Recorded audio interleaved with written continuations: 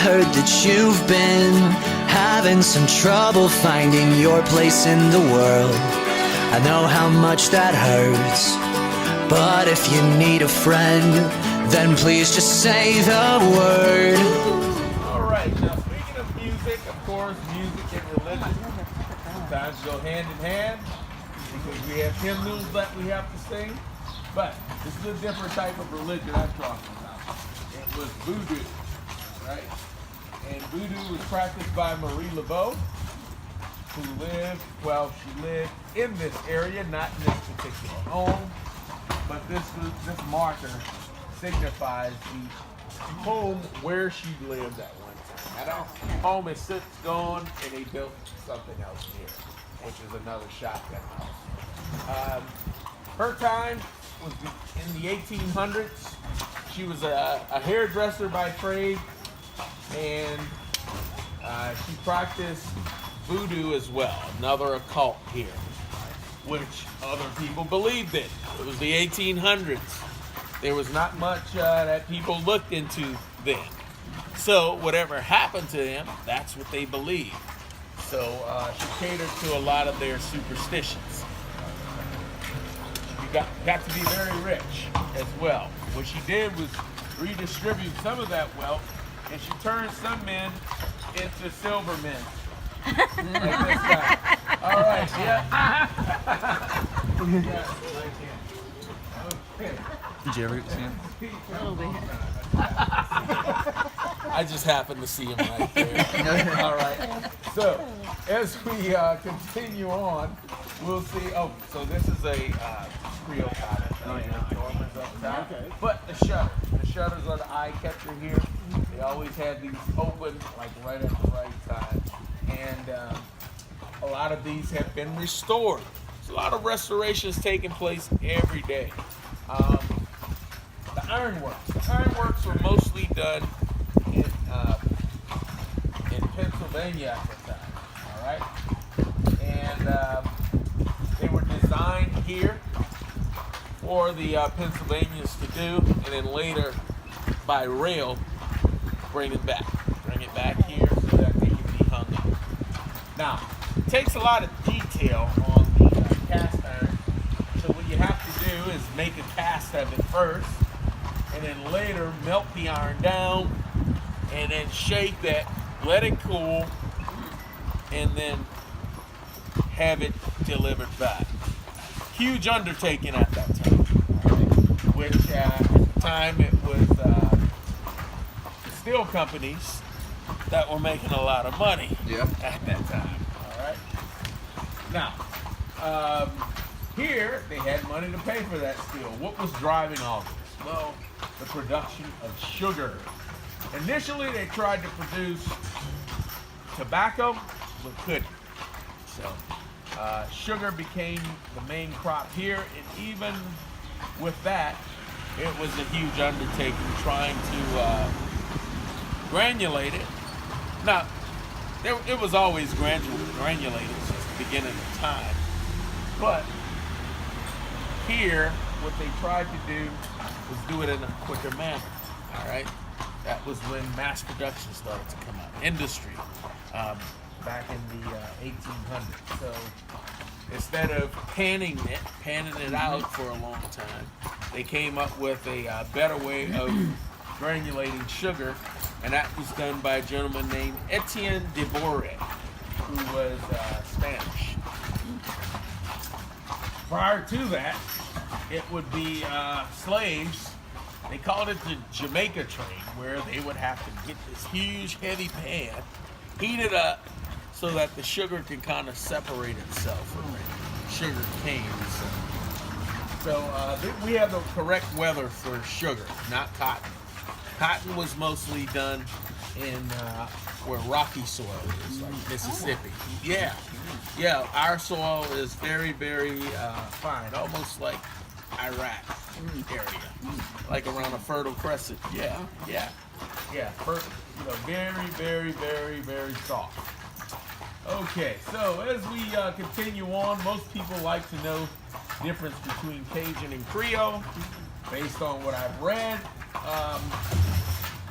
and this is KJ's interpretation of it. KJ's interpretation of it. And that is, the Cajuns were the Acadians that were driven out of Canada at the time, that was taken over by Great Britain.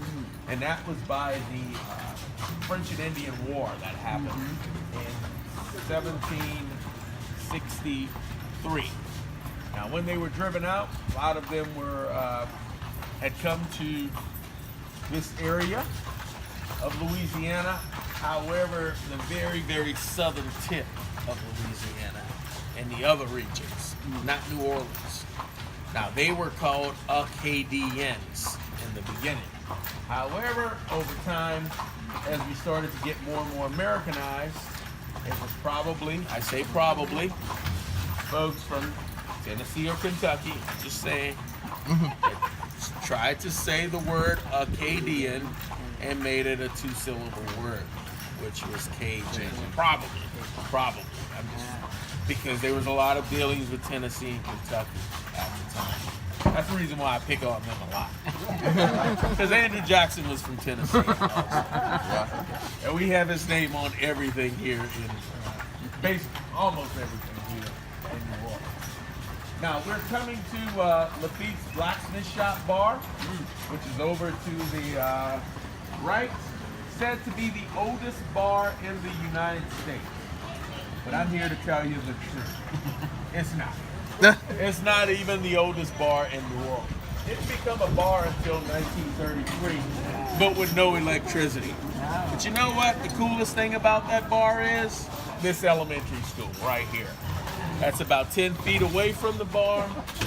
It's where a lot of the teachers rush to after school. Mostly kindergarten teachers. This was McDonough 15.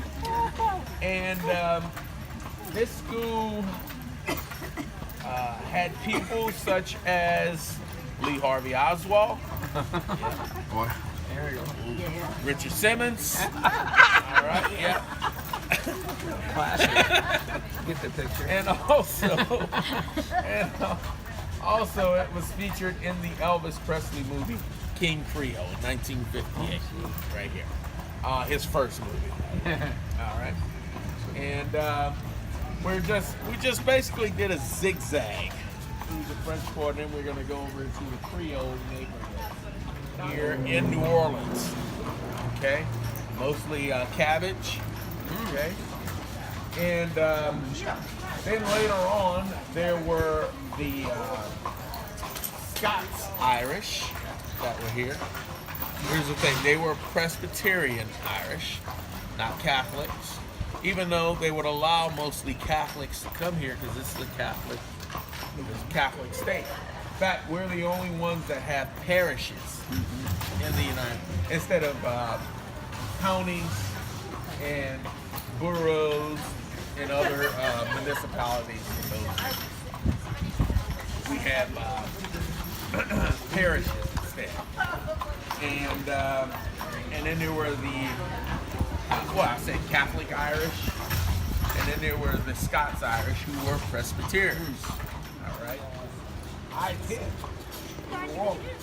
That's pretty bumpy. Oh, yes. All right, so now we're going past the Ursula Convent. Ursula Convent was for the young women that came to New Orleans from France and also Canada at the time. They came here to get an education. It was their finishing school, and after attending their finishing school, they were allowed to be married. Okay? Yeah, they came over with their own dowry pieces so that they could get married later on. So most of the aristocrats that were here, because New Orleans was mainly a port city, and the areas that were closer to the Mississippi River were built up first, and then later on they started to build further inland. Now most folks ask during Hurricane Katrina, did it flood here? It didn't. However, there was a lot of wind damage that occurred. So there were a lot of roofs that had to be fixed. And We're on the highest ground here in the city, which is only 9.5 feet above sea level. Everywhere else is about 6 feet below sea level, further inland. Okay, the food tasted better from the Spanish, and also the Spanish documented a lot. So the notarial records is a great place. If you're doing research for something that happened in New Orleans, you will always find it in the libraries, because a lot of that, those are safeguarded, and you can credit the Spanish for that.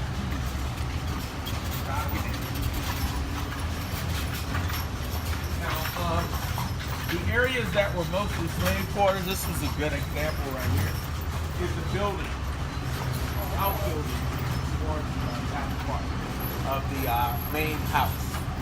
That was the slave quarters. The Spanish were great about putting courtyards in the center of it. Now that later took effect more so in the other neighborhood up ahead, which is also a historic district. 3 historic districts you'll find are the French Quarter, the Marigny, which is across the street there, and also the Garden District. All right, those are the 3 main ones. After he had them executed by firing squad, he had them strung up so that everyone else could see along that area. So those are the Frenchmen that died there, and guess what we did? We named the street after them, right here. This is called Frenchman Street. At night, it's a different place. As you can hear, some of the jazz bands are playing now. This is where most of the jazz music is. We're about 3 blocks down the street. Back in the 1800s, when this area was first established, it was mostly a lot of hardware stores and dry goods places. All right, if you can kind of picture like the old Wild West era. None of these were jazz clubs, but there was a revival that took place here in the 1990s, 2000s, early 2000s that made it like this. Yeah, so it's an alternative place to come to rather than going to Bourbon Street. All right. Lived in an entire mansion at one time. That was once here. They recently built this as a hotel, but it was a mansion that sat there and the governor of New Orleans. Now, after the Louisiana Purchase was signed, that said it was a very awful day for anyone that was Creole or Cajun. You know, because it's like, wow, we're gonna be Americans now. So that happened after 1803, and we started playing music like this. Just joking. School bus. It's a school bus. No, you're going the wrong way. School bus is supposed to be educators, right? And they're going the wrong way. I guess those children got an education on what the wrong way was. Wow. All right. If you go fast enough, it's not a problem. I guess not. That's pretty. Okay, back to Creole. Wow. Creole. So, they were considered to be the firstborn that were here, a derivative of the word criollo. However, later on, just as I said before, we had Americans that started coming in. They weren't called criollo anymore. They started to make it a 2-syllable word, which is Creole. And my guess would be Tennessee and Kentucky. Again, KJ's guess. Tennessee and Kentucky. Yes. Yes, and they called them Creole after that. Sounds like something that they call Crudo. Yes, y'all remember. Cajun. Strictly Cajun. All right. Justin Wilson. Ooh-wee. I guarantee that guy. Cajun. Emeril Lagasse. He's from Maine, spent a lot of time in New Orleans. He would cook mostly Creole food. However, he may delve a little bit Cajun, so he kind of blends the two a bit. All right, so that's what I'm trying to bring you up to date on what's popular today. So they kind of blend the two today to kind of call it Louisiana style cooking. All right. He's ready to go, ain't he? A little bit. He's a good boy, though. He's a good boy. Now, speaking of cooking, there's a couple of chains of the Ruby Slipper restaurant. This is one of them. But notice, this used to be a bank at one time. Yeah, it's a bank up top. Yes. And some people say that it was one of the banks